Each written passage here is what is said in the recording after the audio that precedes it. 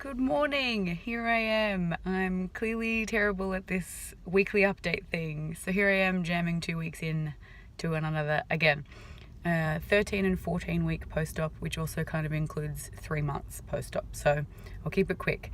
Stats. I put everything in the description box if you want to see it in there too, including my age and my height, so that might help.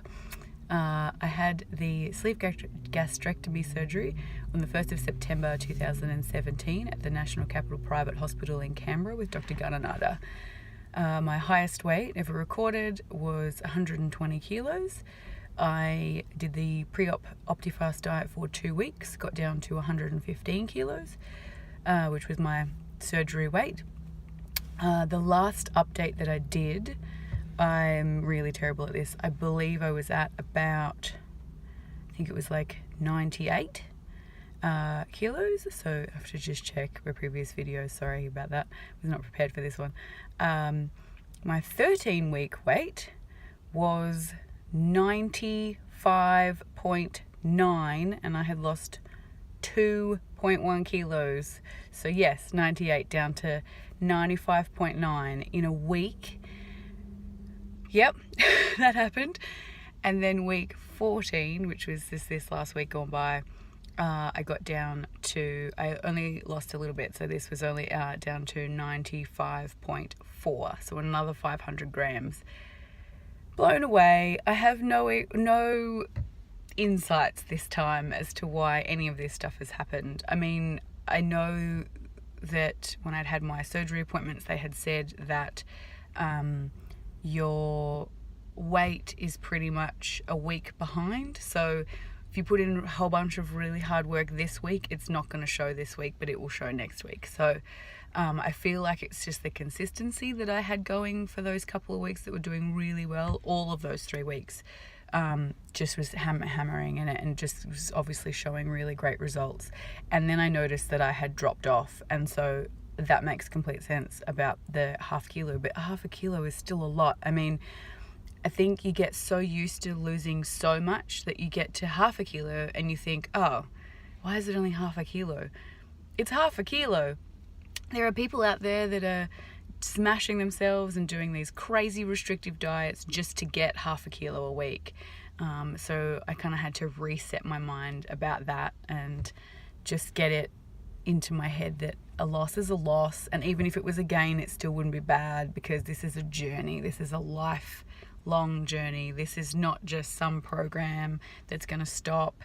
I had somebody ask me if I was done now because I look really good, and I know you can't tell, and I'll try and put some photos in my videos, but Instagram is the best place to see photos of me if that's what you're looking for. Same name, Sleeve Me Beautiful, on Instagram as well. You can follow me there. I believe it's a public page, so do what you like. Yeah, so it's now so noticeable that, like, even people, I had a teacher from my kids' school say to me, have you lost weight? And I said yes, as you do. Yeah. And she said, like a lot? I said yeah. So it's really starting to become really noticeable, and I'm only 3 months in, and so it makes sense that someone else has said to me, so are you done now? Like, that's a total loss of quick math in my head of where I'm up to, like 24 and a half kilos in 3 months. So 24 and a half kilos is most people's goal, so that's a huge achievement. And you can tell in my clothes. It doesn't help that some of my clothes are still really big. But of course I can still tell that there's still another 20 or more kilos to go. So it's relative, I guess, and it depends on who you are. But I've had a lot of people say that they didn't even realize I was big until I lost the weight, and now they think that I just look fantastic, and they think that, I could just stop now. And it's like, obviously I don't have that choice, and it's just going to keep going. I don't have any say over what it does, other than the fact that I'm following my diet really well, and I'm exercising and all that sort of stuff. So it's leading into Christmas now, so I am like not even a week left at work, and then we fly out to Queensland to see my in-laws. So excited. My kids are so excited. We cannot wait. We're already in that wind down mode, so it's kind of like work's a bit of a struggle. It's like you don't really want to do it, but you don't want to leave it there to be done when you get back either. So yeah, it's a little bit of a schizophrenic feeling, sort of not wanting to do it, but also really wanting to hammer so that it's not there waiting for you. My daughter has finished preschool and she's going to go into kindergarten next year, so she's also really excited about that. Even my youngest daughter is moving from the young toddlers room at daycare up into the bigger toddlers room, so it's all going to be a really great transformative year for us next year. And so this whole winding down, celebrating the year and Christmas and New Year's with these people, beautiful people in Queensland. And for those of you not in Australia, Queensland's really hot compared to where I live in Canberra. So I am really thankful to be down as low as I am now, to be in such a hot climate, because I am normally a very big, sweaty, chafy, sticky person. So I'm looking forward to not being as uncomfortable as I anticipated, which is really good. And even just for us in general, climate-wise, it's going to be a really big adjustment. That even just the hour time difference will be enough just to like throw the kids out a little bit. So it's a really big trip, and it's a really big deal for us too that we spend time with these people.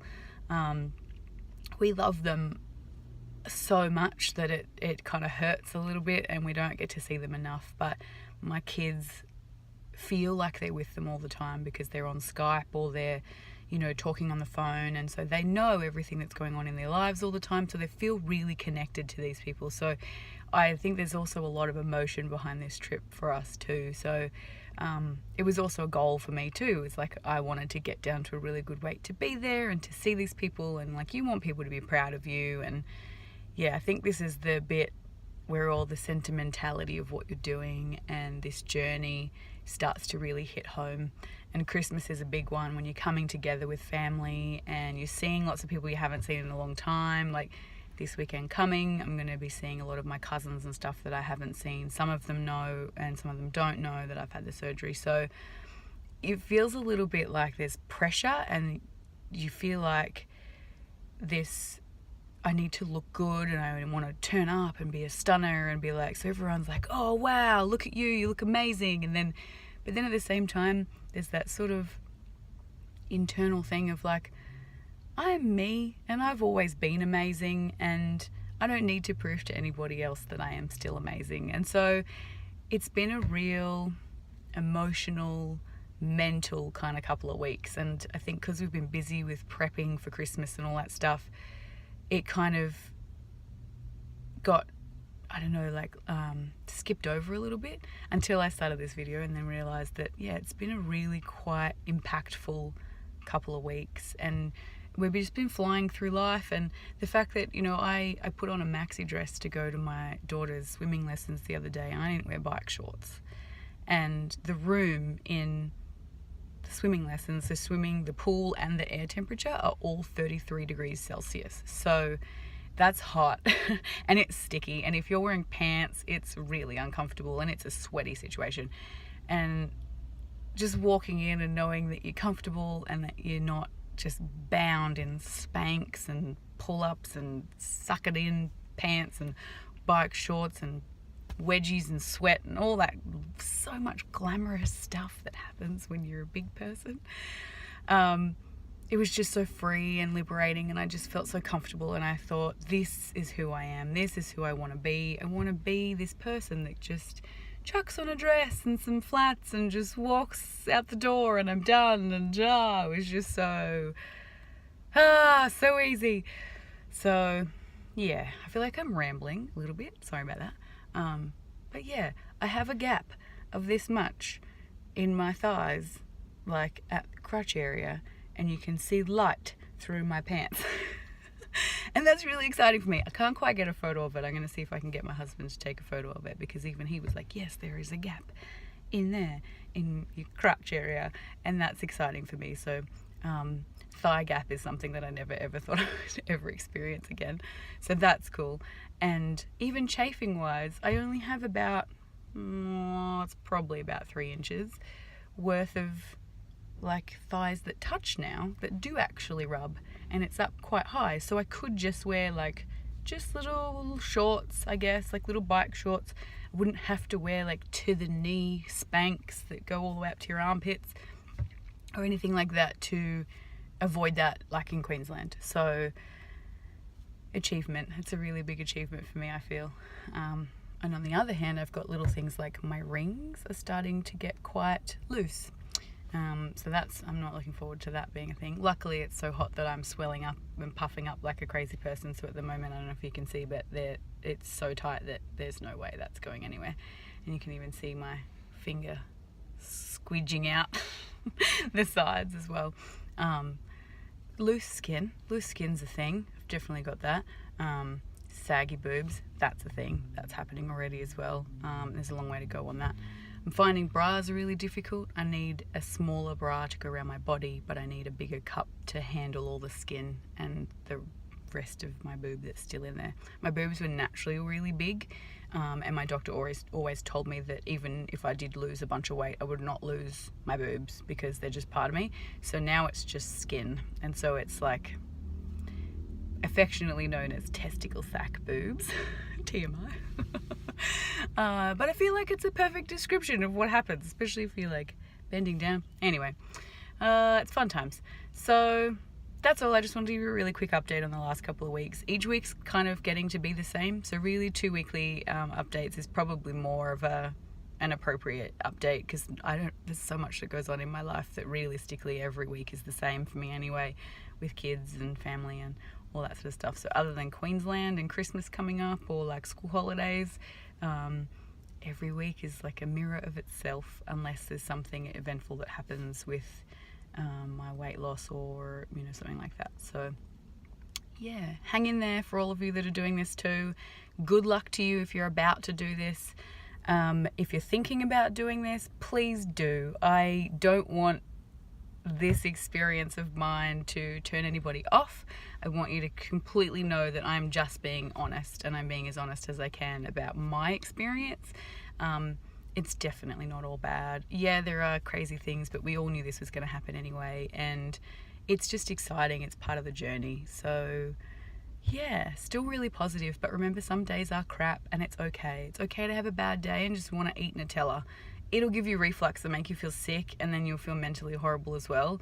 But if you want to do it and you feel like you need to do it, then do it. If it's going to make you feel better for that split second, then regret it, then feel crap about it, and then never do it again. So, maybe don't take that advice. But I find that it works. I find if I really am absolutely craving something junky, I will eat a tiny little bit of it just to tell myself that this is what you want and here you have it, and this is not how it feels anymore. It doesn't feel good anymore. And I found that I don't want it again after that, because my last memory of it is bad, instead of remembering back into the good old days when I could eat a whole block of chocolate or a whole tub of ice cream. And now it's like, oh, I really, really feel like that. And it's almost like you need to trigger yourself to say, well, you may think it's enjoyable, but it's not anymore. So anyway, I am rambling, and I apologize. I will catch up with you soon.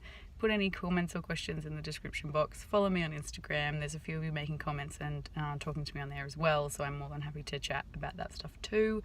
And I hope you all have a really good holidays. I hope you all have holidays over Christmas, and enjoy, and don't eat too much. Don't eat bad things, but try everything, because you never know. So anyway, talk to you soon. Bye.